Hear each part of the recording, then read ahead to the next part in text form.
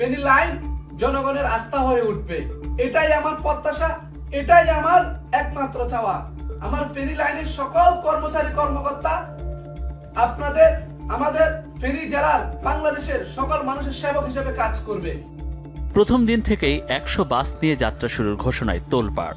নানা পদের জন্য নেওয়া হয় আবেদন, সাথে মোটা অঙ্কের টাকা। ঘোষণা অনুযায়ী জুনের 1 তারিখ বাস উদ্বোধনের কথা। তার আগেই চাকরি প্রার্থীদের নিয়ে মিটিং কুমিল্লার নূরমহল রেস্টুরেন্টে। রাস্তাঘাটে অনেকগুলো গাড়ি থাকবে, অনেকগুলো গাড়ির মধ্যে যে ভালো গুণাগুলো রয়েছে সেই প্রত্যেকটা গুণাগুলো আমি চাই ফেনী লাইনের মধ্যে থাকুক। বাস চালুর আগেই লোক নিয়োগ, টাকা আদায় এবং চাকরির স্বপ্ন বিক্রি সব আয়োজন চলছিল কৌশলে।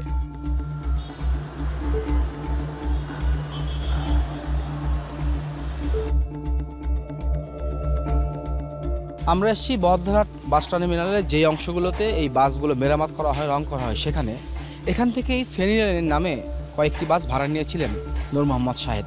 তো যেখান থেকে এই বাসগুলো রং করা হয়েছে আমরা যেতে চাই সেখানে।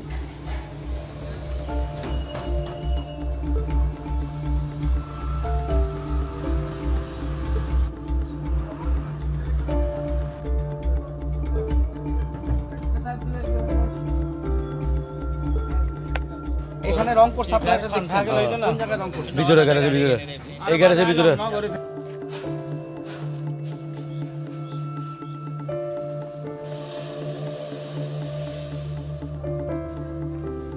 NA এন্টারপ্রাইজ বহদ্দারহাটের মাজমা মার্কেটের এই প্রতিষ্ঠান থেকেই প্রতি ট্রিপে 1500 টাকার ভাড়া বিনিময়ে 2টি বাস নেন শাহেদ। সে আপনাদের সাথে কি হিসেবে আপনাদের গাড়ি ভাড়া নিয়েছিল? কি কিছু মানে এখানে চট্টগ্রাম টু ফেনী চলবে, ওর ব্যানারের আন্ডারে আর কি, ফেনী লাইন যেটা নাম বলছে। আচ্ছা, ওইটাই। কি খরচ দিবে কিরকম? মানে চট্টগ্রাম থেকে ফেনী যাবে, মানে এক ট্রিপ 1500, মানে 2 বার আসা যাওয়া করলে 3000 আর কি।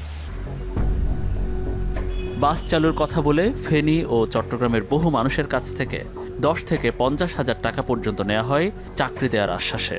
উনি আমার থেকে সিকিউরিটি মানি হিসেবে পরিবহন সেক্টর যেভাবে সিকিউরিটি মানি লাগে, ওই সিকিউরিটি মানি হিসেবে 15,500 টাকা করে জমা নেয়। তো আমাদেরকে এখানে ড্রেস দিয়েছিল, এই খাওয়াটা আয়োজন করছে। কাউন্টার নিয়েছিল, কাউন্টার আমাদেরকে বলছে অনেক বড় কাউন্টার নেবে, কিন্তু অলঙ্কার মোড় একটা কাউন্টার নিয়েছে, একটা টেবিল নিয়ে। আমাদের নামেও কি মিথ্যা মামলা দিয়েছে, আমাদেরকেও হয়রানি করতেছে, পিবিআই অফিস যেগুলো। টিম 360 ডিগ্রির সামনে চলে আসে আরও ভুক্তভোগী।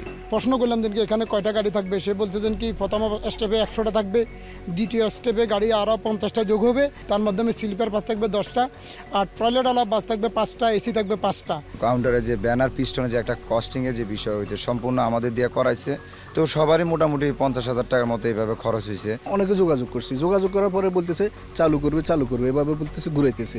পরবর্তী বিভিন্ন জায়গাতে শুনতে চাই ও তো আসলে নাম্বার 1 সিটার। তবে প্রতারণা থেমে থাকেনি কেবল নিয়োগেই। একই কাউন্টার বিক্রি করা হয়েছে 2জন ব্যক্তির কাছে।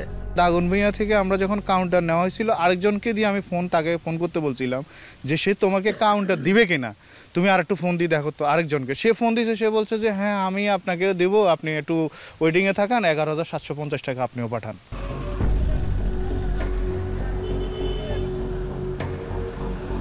ফেনী লাইন নামে সত্যি কোনো পরিবহন কোম্পানি সরকারিভাবে নিবন্ধিত কিনা জানতে আমরা যাই জেলা বাস মালিক সমিতির সভাপতির কাছে। ফেনী লাইন সম্পর্কে আসলে আমরা কোথাও কোনো জায়গাতে আসলে সে কোনো পারমিশনের জন্য দেয় নাই, কোথাও কোনো জায়গায় নিজে কোনো একটা গাড়িও কিনে নাই, বিভিন্ন জায়গা থেকে টাকা টুকা নিয়েছে। আসলে এটা মূলত সে একটা প্রতারণার জন্য এবং কি নিজে বেনিফিটের জন্য এবং কি কারো থেকে বেনিফিট পাওয়ার জন্য এটা করেছে।